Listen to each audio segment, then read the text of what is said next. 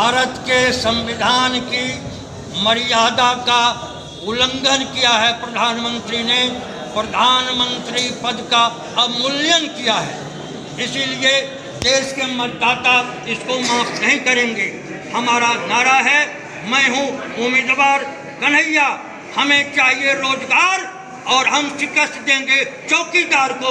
चौकीदार हटाओ, रोजगार को। अपराध संहिता की धारा 124(1) आज भी यह गुलामी की जंजीर है। हमें ऐसा प्रतिनिधि चाहिए जो राजद्रोह की जो धारा है इसको संशोधित करे। कोई भी अपराध संहिता में देशद्रोह शब्द नहीं है, भारत के संविधान में देशद्रोह शब्द नहीं है।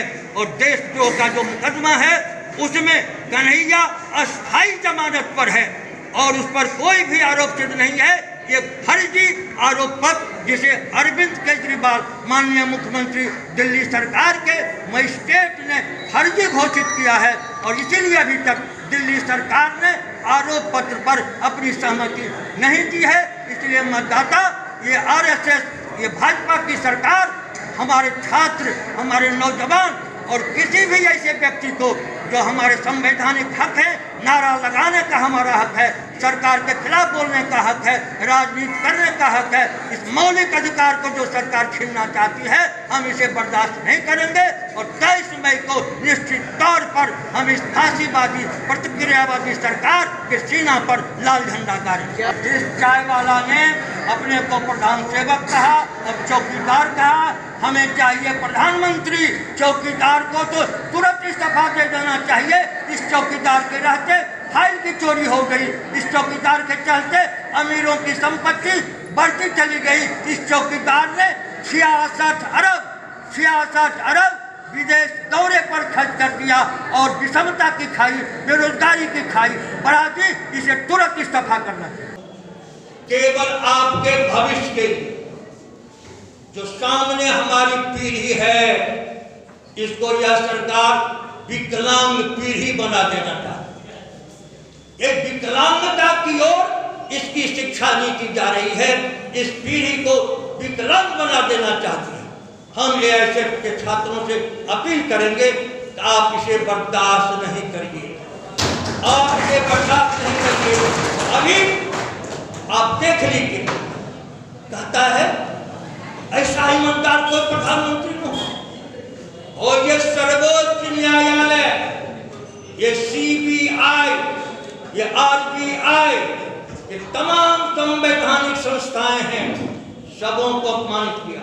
इस देश की पहली सरकार है जिसके सीबीआई के डायरेक्टर को जेल करवाना दोनों सुप्रीम कोर्ट ने किया।